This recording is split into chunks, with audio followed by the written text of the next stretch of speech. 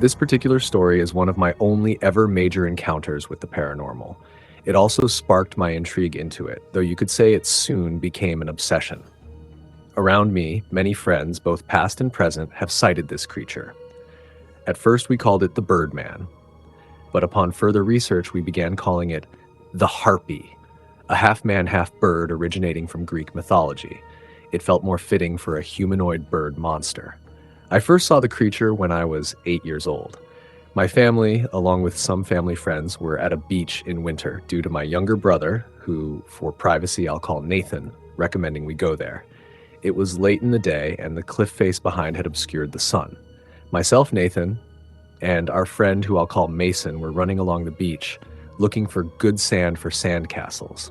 Nathan was really particular about it. The sand had to be wet, but not squishy, so it could support its weight or something. The dark made that challenging. I looked out at the ocean and saw a single wooden boat. Mason and Nathan noticed shortly after. We called out to the boat, wondering if someone was lost at sea or needed help. It took a lot of yelling, but eventually a head popped up from being hidden by the side of the boat, a head with a long beak like a seagull's. I locked eyes with the now revealed creature momentarily. Of course, we were kids. We ran screaming. Honestly, I thought it was a dream. Until a few years ago. At 15 years old, my classmates and I were on a multiple-day trip to an observatory pretty far north in England, just before Scotland. I personally did not want to go on the trip, but I was also into astronomy at the time. We got to the observatory just before nightfall and spent 2 hours looking for planets and stars, especially the full moon. Honestly, I was having the time of my life, until one of my friends said they saw something in the woods below. In an instant, our entire class, myself included, was looking into the forest from the balcony of the observatory. About 30 meters below, there was movement. A pitch-black wing, far too large for any local bird species. At first, we assumed a bird must have been flying close. When my best friend at the time, who I'll call Audrey, shone her torch, or flashlight for you Americans down there, all we saw was a dark silhouette entering the tree line faster than any bird flying close to the observatory would have realistically been able to. I took a photo with my camera, the flash on. I wish I still had the image. It was the only proof I have that the creature exists, but the SD card was missing from the camera when I went to take it after the trip. I had to delay my own photography homework because of this creature. Anyways, as I mentioned, I did catch a photo of the creature as it tried to move through the frontmost tree line. You'd think I'd recognize it immediately, but it wasn't until I was on the bus that I even looked at the photo. And it wasn't until we were halfway back to the nature center we were staying at that I actually remembered that incident from when I was 8. A few of the other students saw the creature outside the bus window. I never caught a visual glimpse, but Audrey did, and I heard it. Whatever it was pursuing us. Now, for context, at school, I was basically a loser, but I had friends who weren't. I told Audrey that I recognized the creature from years ago, and she asked me how to deter it. Of course, I didn't know. The last time I saw it, I ran, and it didn't pursue.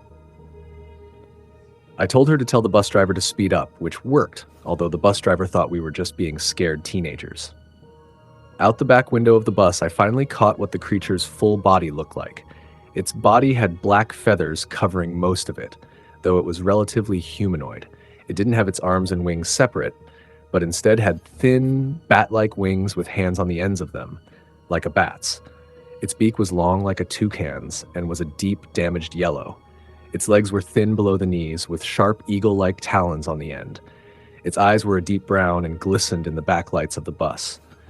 The reason I know what its eyes look like is because the thing locked eyes with me, like it had all those years ago. It recognized me. I'm sure it did. Its gaze was on me until the bus turned around a corner. When we made it back to the nature center, we rushed back inside and I was bombarded with questions. I wasn't the only student who saw it back there, but I was the only one the thing locked eyes with. I explained the story of what happened to me when I was 8, and a small group of us who weren't afraid of this Birdman went out looking for the creature first thing the next morning, armed with pointy sticks, an older kid I'll call Con made. He had used a Swiss Army knife to sharpen a few sticks and given them to us. We started by circling around the bus for evidence of the thing. Nothing. We checked around the entire nature center. Nothing. Khan proposed going back to the observatory, but it was at least 5 miles away, and walking through a forest without adult supervision was something none of us wanted to do. When we asked the teachers, they said they wouldn't drive us back to the observatory. We didn't tell them we were hunting for a cryptid. We said we wanted to see Pluto through the telescope there, which frankly was a stupid excuse. That observatory's telescope wasn't powerful enough to see Pluto anyway. Eventually we gave up, and the next day we were all back home.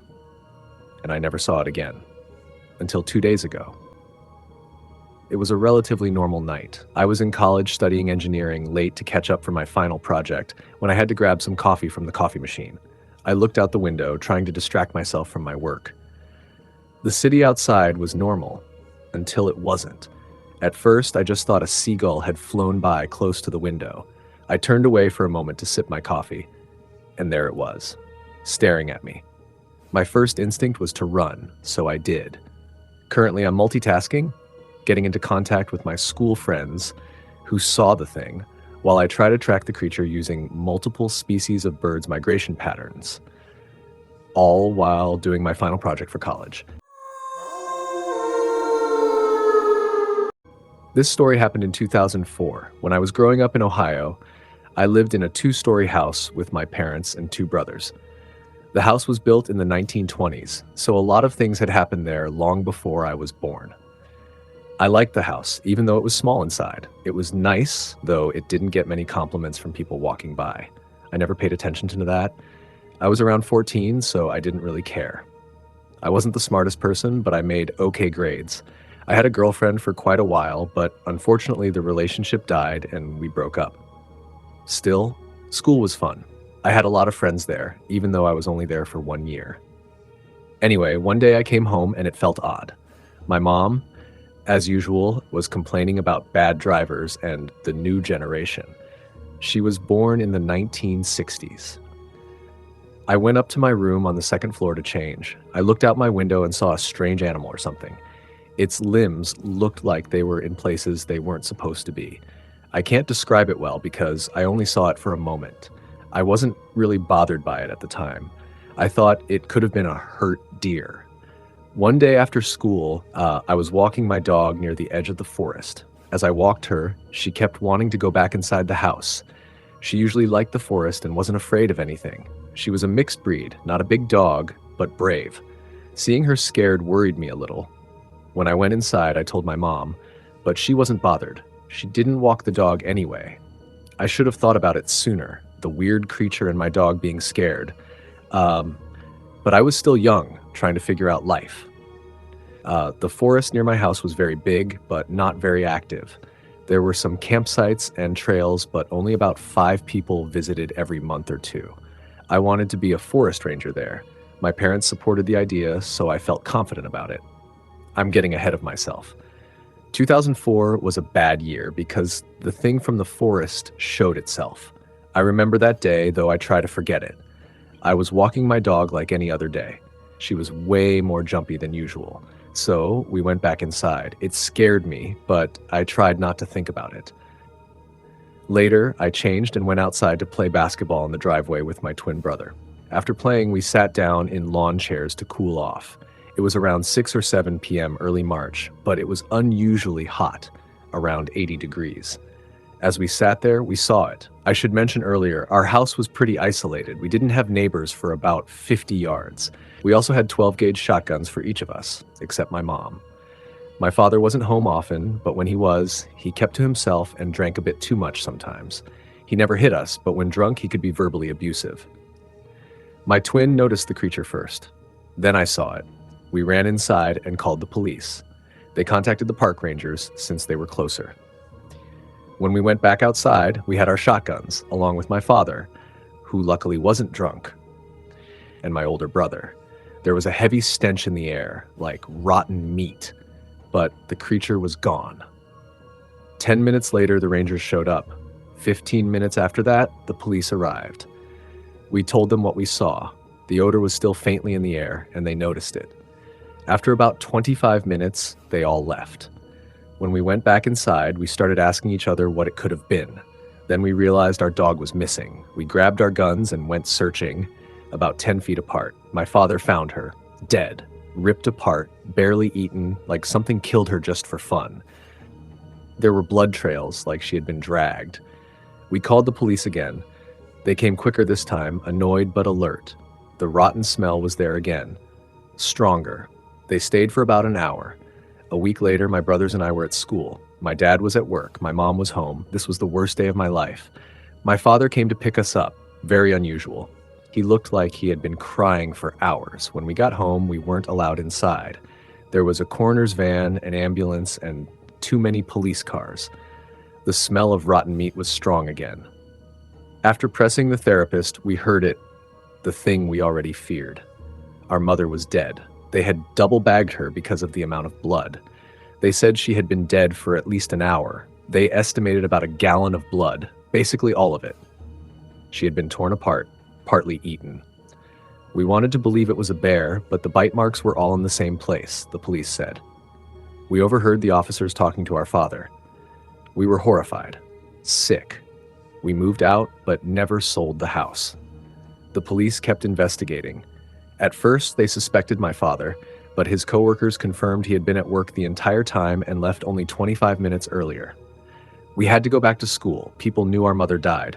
Most thought she was murdered. I don't know what it was, but it took our mother. I'm older now. I've never seen it again, but I always look around. I have a wife and 3 kids. I live in Louisiana now. I never became a ranger. I couldn't handle working in a forest that housed that thing. I still visit my mother's grave every summer. I hope my children never experience anything like this.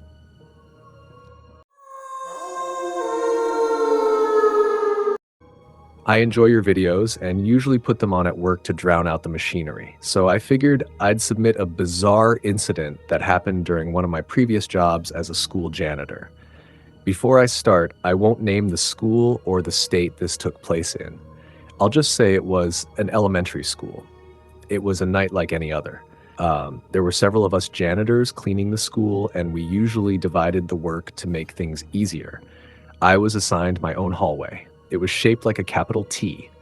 You enter, turn left, turn right, then go back the way you came. I usually didn't get this hallway because one of my coworkers preferred it.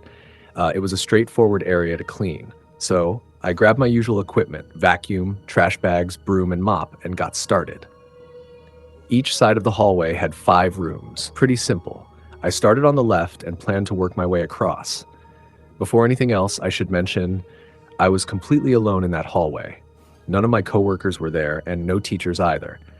This was well after hours. I cleaned the first room, then the second. But when I got to the third room, I stopped. I could swear I heard a conversation. One voice sounded like a man, the other sounded female. That was odd. I was the only guy working that night. My coworkers were both women. For privacy, I'll call them Abby and Julie. Abby? Julie? I called out. No response. I assumed they were trying to scare me.